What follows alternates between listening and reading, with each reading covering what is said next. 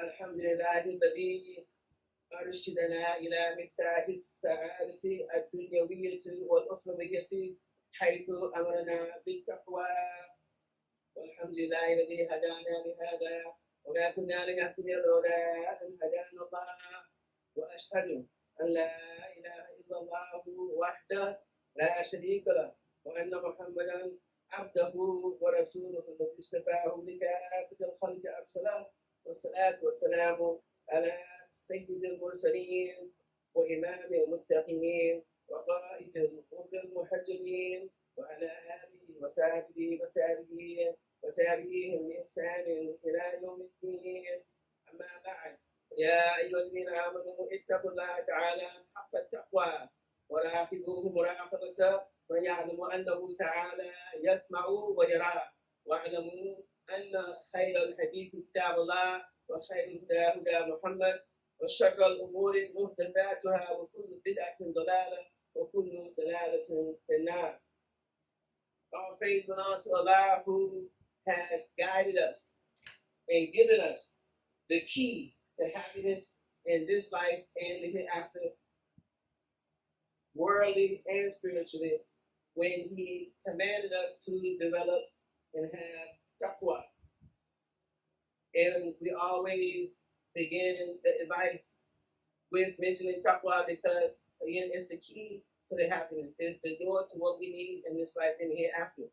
And we always define the taqwa is just doing as much as we can of what Allah has commanded us and stopping wherever Allah has commanded us to stop, the way that we know He would have us do it, and not the way that we may twist it and turn it ever so slightly to benefit our own self-serving desire.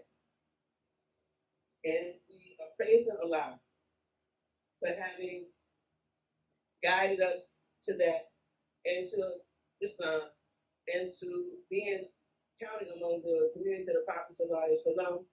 For surely, if Allah did not deign to guide us to that, then there would have been nothing that could have guided us to it.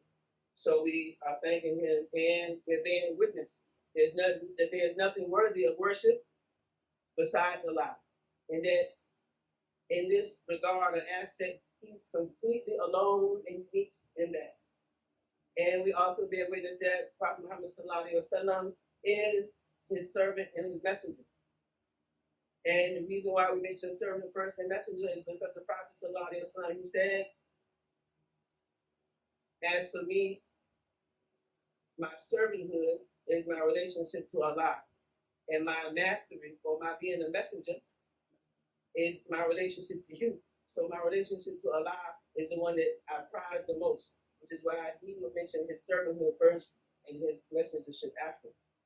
And that's to indicate to us that the level or the regard that service has in front of Allah, because the Prophet ﷺ, he valued his job as a servant more than his job as a messenger. And we bear witness that Allah is the one who chose him above every other creation. And He singled him out and made him to be a mercy, the very door or manifestation of mercy, of Allah's mercy to the entire creation. To everything that we see and everything that we don't see, the whole universe.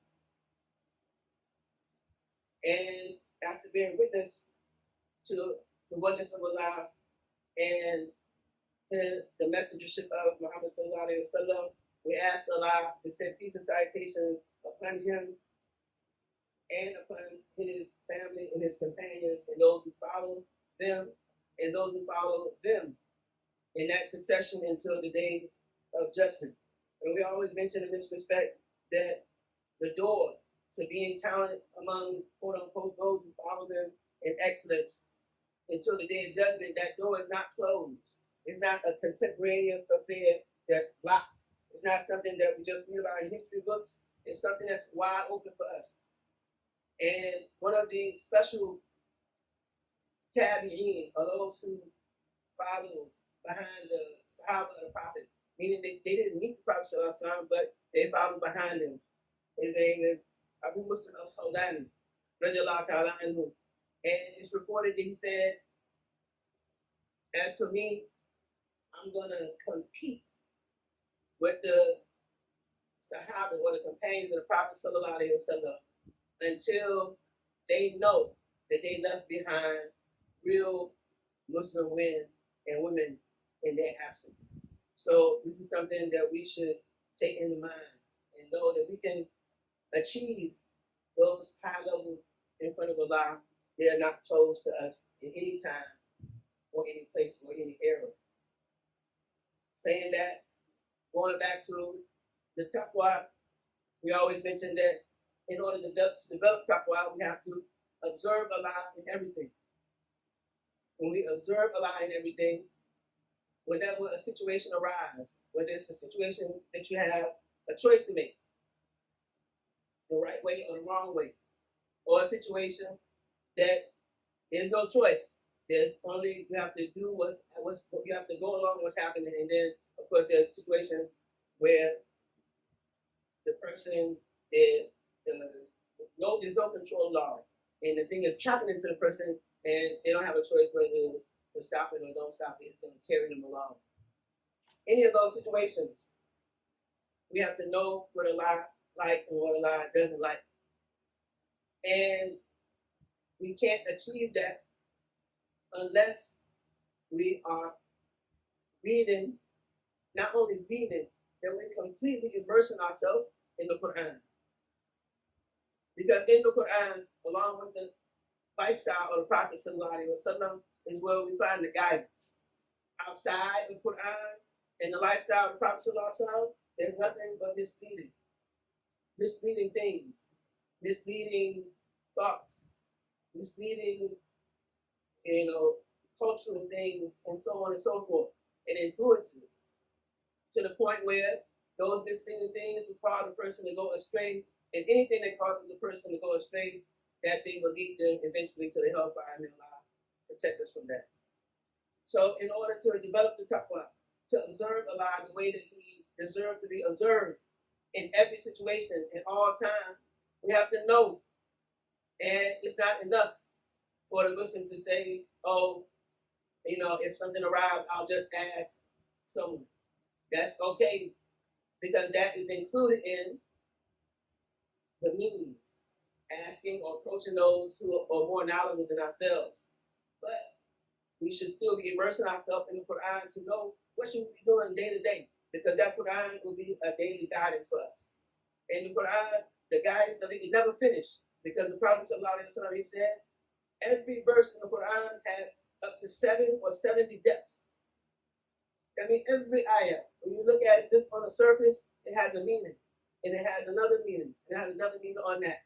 So this is what we mean where the Quran, it can never be finished. And it shares the attribute from the Creator that it has no bottom. It has a shore, we see from Fatiha, Al-Fameen, to Nas, but the depth of it goes without a bottom. So if we were to continue studying the Quran and reading it, we will only increase in knowledge and in guidance until it's time for Allah, for us to return to Allah. We'll never get to the point where we have, quote unquote, enough knowledge about Quran. And this Quran, Allah or the Prophet ﷺ, he's described it as Allah's banquet. The Prophet ﷺ, he said to the companions, wouldn't you join, or wouldn't you come and feast on Allah's banquet? And they said, oh, Messenger of Allah, what is Allah's banquet? And he said, it's the Quran. He said, every person that prepares their banquet, they will love for people to come and eat.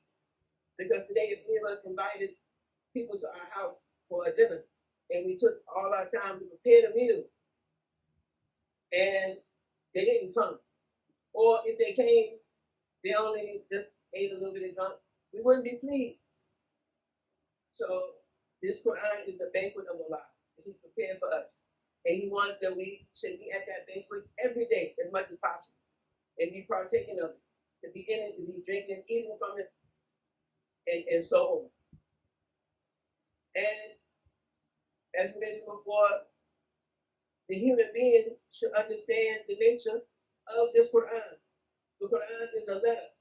is written to you and to me from the Lord and creator of everything. And no one, no entity would deign or think you or write a letter to you unless they thought that you were worthy of their letter. Meaning a king would never take a pen with his own hand and write a letter to the person unless they thought that they were worthy of that. And Allah, he said in the Quran, and he is ennobled or made the children of Adam noble among the other creation. He's raised them up in their nobility. And he has caused them to be carried along on earth and in sea. On sea. And we can add to that, and in the air, which is over both.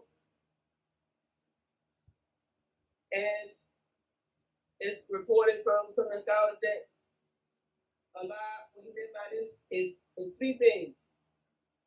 The human being, four things. The human being, when they're conceived in the womb of their mother, the mother carried her around in pain and in discomfort for 9 months.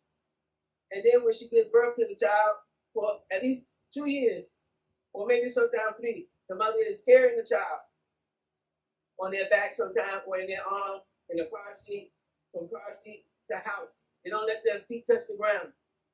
Then as soon as the child or the human being is old enough to walk on their 2 feet, then they get a bicycle.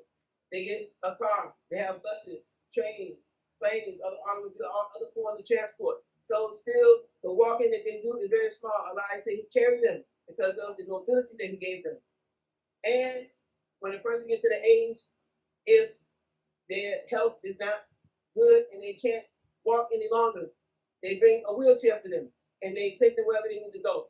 And when a human being, when it comes time for them allowed to take their life, what happened? Somebody will come, wash them, and 6 people of their peers will come, carry them to their final resting place. When they get to the grave, the angel will come, take the soul, and carry it to the lower heaven. And then it will be said to that spirit, based on what they did, either that person is going to have a garden of paradise in their grave, or they're going to have a hole from hellfire in their grave. They'll allow protect us from it, and they'll be taken back down and carried back to the grave. And in their judgment, of course, Allah will resurrect them. So just mentioning that to show the nobility that Allah has given us on the earth. And that carry over to him sending his message to us. And when Allah sent the message, he was revealing it in portions to the Prophet ﷺ as the need arose to give the community guidance. And when the revelation would come down, it wasn't an easy affair from the beginning of it. We know, and we read in the Quran that when the Prophet ﷺ, when he was in the cave, when he used to go away from the human beings and go there to reflect on creation and on the Creator. At that time, the angel Gabriel came to him. And when he came to him, he said to him, read. And the Prophet ﷺ said, I'm not among those who read, because he was one of those who they're called the unlettered. He never learned how to read. He couldn't write. But for the Prophet ﷺ, this is an honor. For us, it would be an honor. For him, it's an honor because it's a protection from anybody being able to say, oh, this Quran, you manufactured this, you wrote it. When the enemies of Allah tried to say that, even the worst enemies of the Quran, they will quiet them and say, no, that's not true. He doesn't know how to write. Don't say that. Say something else about him, but you can't say that about him. So when the angel came and told him to read, he said, well, I'm not a reader. And the angel was squeezing. And this is the angel Gabriel alayhi salam. We know that the angel Gabriel, he loved the way he loved and respected the Prophet sallallahu, but he was sent on a mission. He had to do what he had to do. So even the beginning of the revelation, it wasn't something easy. And that happened more than once. Until finally the Prophet sallallahu, he went to his wife, our mother Khadija, alayhi salam, and he said, I think I'm going crazy. This and this and this is happening to me. And every time they squeeze me till I'm out of breath and it's painful. And she said, you would never go insane. Allah would never let someone like you let that happen to anything like somebody like you. And she said, what is this entity asking you to do? What is it saying to you? And he said, it's asking me to read. And she said, next time, ask it, what should I read? And this is why our teacher said it was because of the wife of the Prophet that the revelation came down, because it was being held up like this, because the Prophet he didn't know what to do next. So she said, next time they ask, say, what should I read? And when the angel of Jibril came and came closer and said, read. He said, what should I read? And then the revelation started coming. He said, read in the name of your Lord, and so on and so forth. When Allah began to reveal the Quran to the Prophet, the Prophet was anxious that he wouldn't forget it. And when the revelation would come, he said he described it as a weight that was very heavy. And he would hear a bell sound ringing as if the bell was right next to his ear and being rung. And he would feel vibration all throughout his body. One of the companions, they related once that the Prophet said, that the Prophet received revelation while he was sitting close to the Prophet. The Prophet had his leg resting on the leg of the companion. The companion said that he felt like his leg was going to break into pieces. And they could tell when the Prophet was in that state because his face would become red and he would sweat. So this revelation didn't come down easy. It's not something that we should take lightly. Allah said,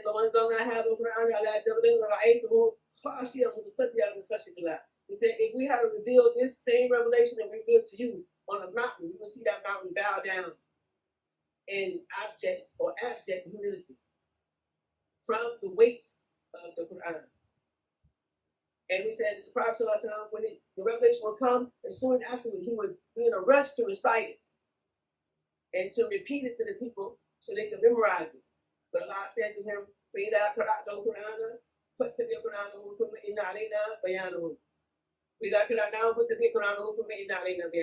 said, when we recite it to you, meaning when we send the angel of revelation to recite the book to you, or the ayats, just follow the recitation. Don't be in a rush, because it's on us to make sure that the book is revealed and disseminated. This Allah, he promises in the Quran 1400 years ago. And now we see that the Quran, Allah has made it the most widely translated book. It's translated in every language. It's the most read book in the world. There's no other book that anybody can say is being recited by every single Muslim every day, at least 5 times a day. No other book like this. No other book in the whole world is being memorized from the beginning to the end, where a small child can recite the book back without making a single mistake. Where anybody from somebody 89 years old to a child of 8, 9 years old, if a mistake is made, anybody in between will come and correct the person to make sure that they don't make a mistake in the book. So Allah, he promised, and he made his promise true.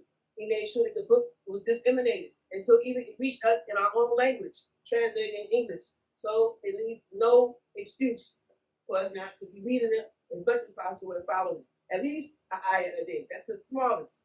And nobody has an excuse, I don't have a Quran with me, or I left my Quran at home, because this technology, we rarely leave it at home. It's to the point where if we leave it at home, even if we're running late somewhere, we're going to turn around and go get it, because we've become so dependent on it, we can't leave it behind. We have the apps with Quran on them. We have the apps with the Quranic reciters who recite in English, in Arabic, in every language. We have the apps that they break down the meaning of the Quran, word for word, and they go into the linguistics and the grammar of it for us to help us understand what we're reading and to put it and implement it in our life. So again, we don't have any excuse to not be immersing ourselves in the Quran. So I'm advising and reminding myself first and everybody that we should immerse ourselves in the Quran completely. At least the minimum. We start off at least 1 ayah a day. We read it and we try to understand its meaning. And when we get an import from it, then we should implement it in our life as soon as we can, immediately. And we shouldn't hesitate or procrastinate to do that. If we do that, then we will see the knowledge that we have, it will grow. And the knowledge is nothing but a light. And the light is something that you use to see your way in the darkness. And one of the scholars, they said, knowledge is not a bunch of information. Information is what the internet has. It's all the information that you need. But knowledge is a light that the person is guided with. And one of the Imams, Imam Shafi, rahimahullah, he said, شَكَوْتُ إِلَى وَاقِئٍ سُوءَ حِفْظِي فَأَرْشِدْنَا إِلَى تَرْكِ مَعَاصِي وَأُخْبِرْنَا وَأُخْبِرْنِي بِأَنَّ الْعِلْمَ نُورٌ وَنُورُ اللَّهِ لَا يُؤْتَى لِعَاصِي. He said, and this is Imam Shafi, he complained of the paucity and weakness of his memorization, because this was at the beginning of his career of being one of the Imams of the four madhab. So he complained to one of the spiritual scholars. And he said, he complained to him of his lack of memory, his bad memory. And he said, the scholar, Al-Waqi, he advised him, he said, you should leave off all disobedience of Allah, because the knowledge is a light, and light is not given to the disobedient.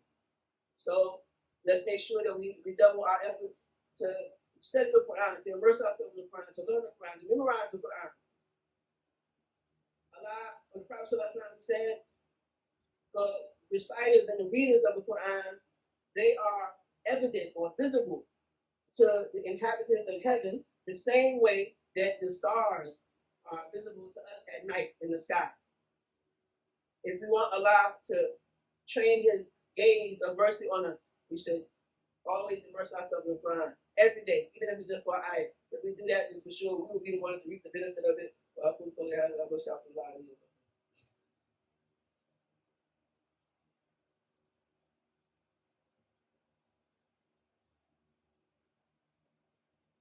الحمد لله الذي أمرنا بالتقوى وابتغاء الوسيلة وحجنا على طلب الدرجة له والفضيلة. أمرنا أمرا بدأ فيه بنفسه وثنى بملائكة قدسه وثلث بالمؤمنين من جنه وإنسه. قال تعالى تشريفا لنبيه وتكريما إن الله وملائكته يصلون على النبي يا أيها الذين آمنوا صلوا عليه وسلموا تسليما. وروى عن أنس أن رسول الله صلى الله عليه وسلم قال من صلى علي صلاة واحدة صلى الله عليه بها عشرة. وفي رواية من صلى علي ألفا من صلى علي عشرا صلى الله عليه بها 100. ومن صلى علي 100 صلى الله عليه بها ألفا. ومن صلى علي ألفا زاح مكتفه كتفي على باب الجنة. وعليكم بالفعل نشرك عليه شكرا تجد ذلك عند الله هو أعظم أجرا. Alhamdulillah, all praise again belongs to Allah, who has commanded us to have taqwa and to obtain a means of access to him. And as we mentioned, the means of access to Allah are the Quran and following the footsteps of the Prophet sallallahu alaihi wasallam step by step. And we can't know this unless we study the Quran and we immerse ourselves in it and we follow the footsteps of the Prophet sallallahu alaihi wasallam step by step. If we do that, then for sure we would obtain the guidance and would develop taqwa. And among the commands that Allah commanded us, we always remind each other that there's a special command that Allah, He Himself is doing together with the angels. And He is urging those who are believers and those who would want to gain the rank or attain the rank of being a believer. And He said, verily Allah and His angels send a salutation of the Prophet sallallahu alaihi wasallam, all you who believe, do likewise and send salutation and peace upon him. Allah, He mentioned in the Quran that that in reality, even though we're asking him to send salutation to the Prophet, he's the one who's doing it. And the reason for that is so that we would have, or he would take us from the darkness and into the light. Again, we're talking about this light that is the guidance. So in order to enlarge our portion of the light, we should be busy sending out salutation upon the Prophet sallallahu alaihi wasallam. If we do that, then Allah, like He said, He would remove us from the darkness and into light. That would increase us in love for the Prophet sallallahu alaihi wasallam. And it's only that love for the Prophet that will get us to the stage of being a believer. A person can be a regular Muslim, right? And that love not really be cocaine. That love might be a strange thing to them, that the Prophet sallallahu alaihi wasallam is someone who they should love. That might be a strange idea to them. But for the person who's trying to get to the next level, that love is incumbent on them because they won't be able to get to the next step without it. The Prophet said, "La yu'minu ahadukum hatta akuna hatta takuna hawa'u taban lima ji'tu bihi." He said, "None of you will become a believer unless their desires or what they like, what they want, is transformed into following that which I brought." Only love can get a person to that state because that's the inner state. And elsewhere he said, "La yu'minu ahadukum hatta akuna ahabbu ilayhi min waladihi wa walidihi wan nasi ajma'in." He said, no one will reach the stage of a believer until I become more beloved to them than their children, their parents, and everybody else. What does that really mean?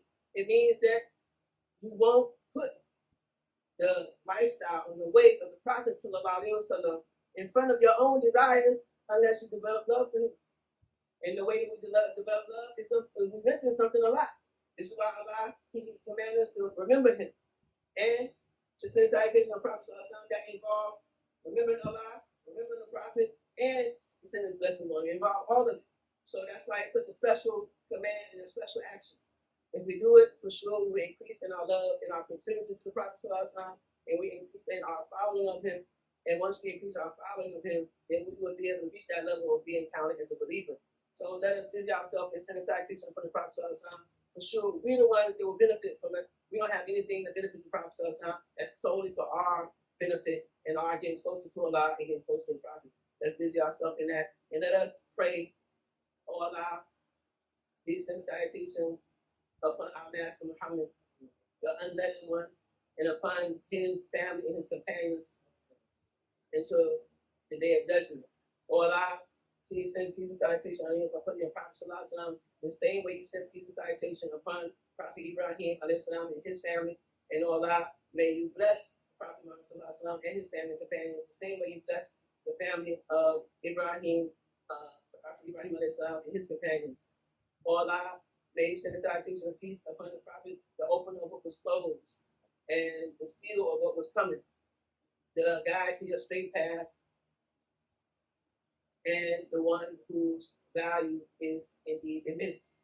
اللهم صل على محمد وعلى ال محمد كما صليت على ابراهيم وعلى ال ابراهيم في العالمين انك حميد مجيد. اللهم بارك على محمد وعلى ال محمد كما باركت على ابراهيم وعلى ال ابراهيم في العالمين انك حميد مجيد. اللهم صل على سيدنا محمد الفاتح لما أغلق والخاتم لما سبق ناصر الحق بالحق والهادي الى صراط المستقيم وعلى اله وصحبه العالمين. ربنا آتنا في الدنيا حسنة وفي الآخرة حسنة وقنا عذاب النار. عباد الله رحمكم الله إن الله يأمر بالعدل والإحسان وإيتاء ذي القربى وينهى عن الفحشاء والمنكر والبغي يعظكم لعلكم تذكرون. أقول قولي هذا واستغفر الله